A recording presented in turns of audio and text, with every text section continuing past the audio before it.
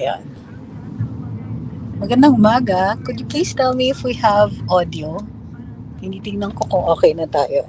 And we are now live. Not seeing any ano eh. Let me just check on the on our audio and other settings. Okay. Ayan. I'm not seeing also any of the... Bakit ganun? Parang wala akong nakikita na viewers. Casting from... Okay. So we'll just presume that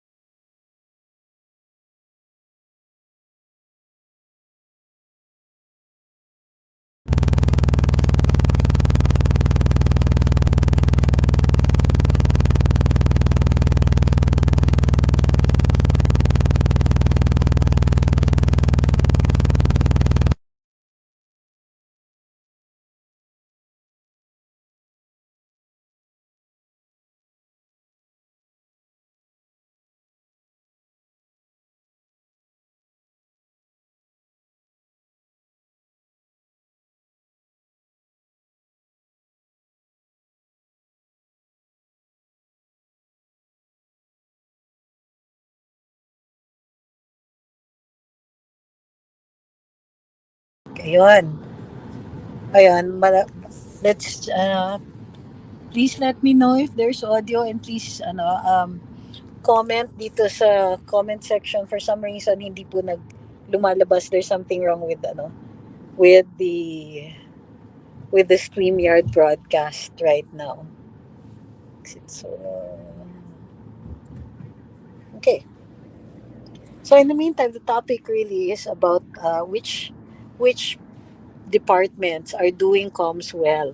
Kasi part ng good governance natin is transparency. And so our government agencies sila. They have to communicate to the public what they are doing, not just mga important announcements, but to inform the public of what changes are being undertaken, if there are any policies and so on. So, yung nangyayari ngayon is that some agencies are actually more known for... Ayun, bad audio daw. Okay na uli yung audio. Meron na. Okay. So, now I have to check dun sa ibang ano ba to? Sa iba nating mga sites. It's so weird that the comments are not coming out dun sa sa... Oh, wala naman issue dun sa iba eh. Oh. Ayan.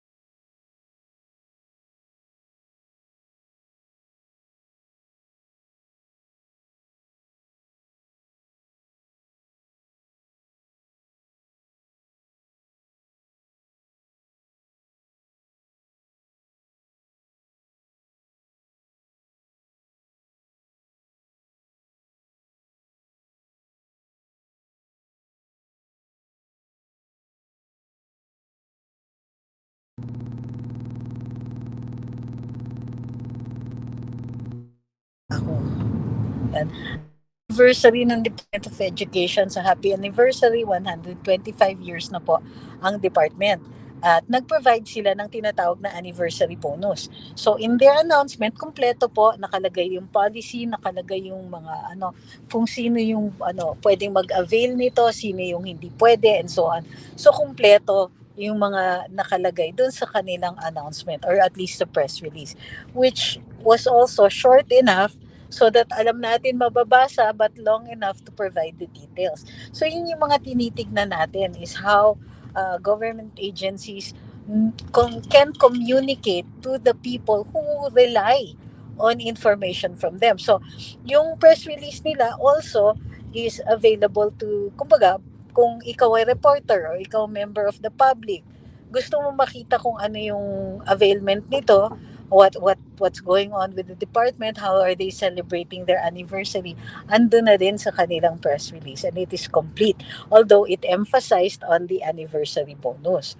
Ngayon pag titignan natin, kasi madalas tayo na sa social media or even kami sa media, we get a lot of press releases, pero minsan ang hahaba, aabuti ng 2 pages, ang dami-daming kaartehan, and hindi na muna natin babanggitin. We're hoping that the other departments will take notice.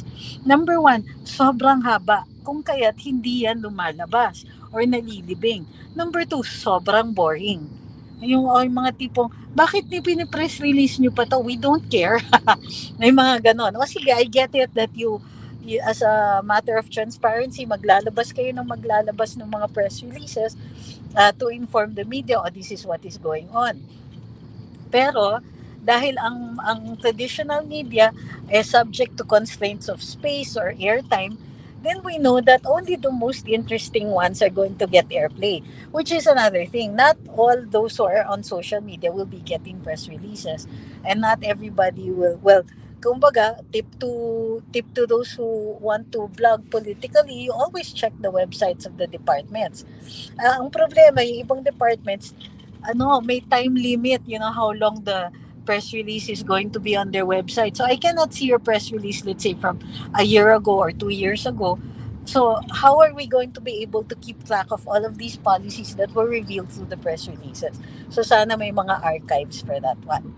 Ngayon, ang is that uh, merong parang saturation yung ibang mga departments. Halimbawa, yan na nga yung DTI, plano pa lang pinipress release na nila. So, ano ba ma-expect natin sa plano? So, of course, you'll be left hanging. When ba ito i-implement? What are our standards for determining whether or not this is going to be a success and so on.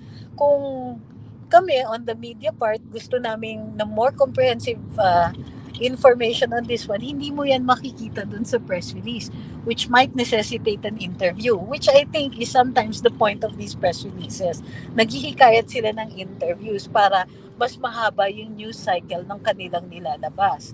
I think this is unfortunate because we really want to hear just how government is doing. Are you meeting your goals? Wait, what are your goals? And so on.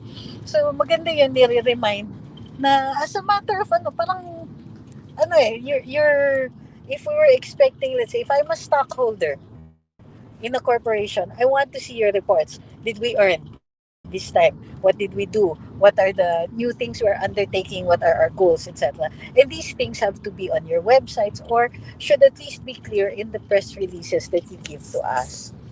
So, maganda sana yung mga ganon. And so today, for me, based on all of the press releases that we discussed and we have seen for the last 24 hours, still the clearest is the Department of Education.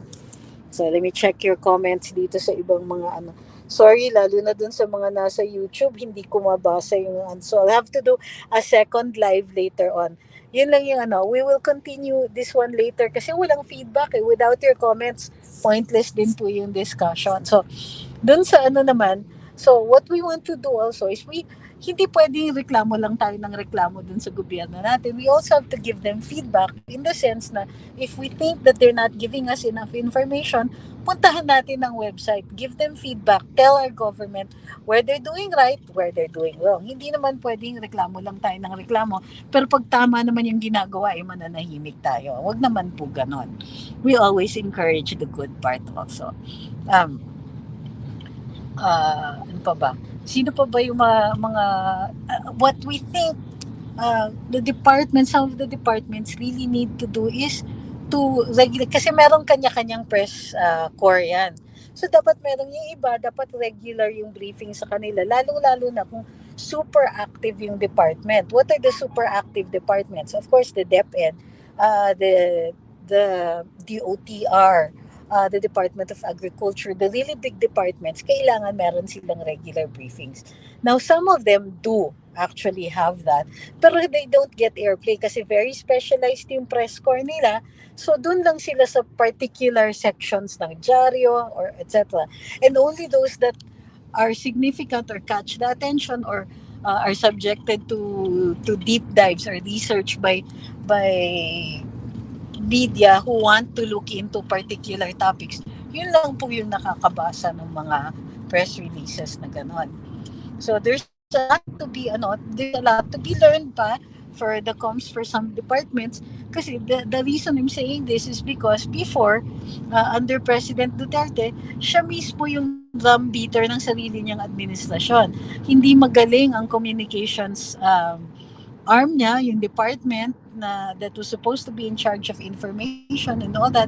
And I admit that being part of it, I felt that our own department had lacked doon noon nung panahon ni Duterte, because I was there as a consultant for ASEC Mocha Uson. And I feel that we could have done more, but a lot of it was it just fell through the cracks, and they were big cracks. But it was made up for by the president, who would weekly or as often as he could address the public and then discuss certain issues. Now, of course, you love him or you hate him for how he talks or how he but for himself, there was no better person to drumbeat his own particular interests in government than himself. So, um, now, well, I'm not sure. It might be because the former president was very, how do you call this? Very hands-on, even as a mayor. So he brought that work ethic with him, or that kind of strategy with him when he went to Malacanang. Now, the current president, President Bongbong Marcos, is more. He also gives his own interviews. So I think sinusundan niya yung template na yun. And then he has his own Facebook page and so on. And he still has a vlog regularly bringing out certain topics. The difference is that with President Marcos, he's more planned. Kumbaga, yung mga sinasabi niya dun sa mga vlog niya have been rehearsed, have been and there's nothing wrong with that, ha? Because it's like a live, it's like a how do you call this, a video na press release then, and that's something that we should be expecting anyway from our government officials. But I like the fact that he updates people and so on, and that he continues to vlog.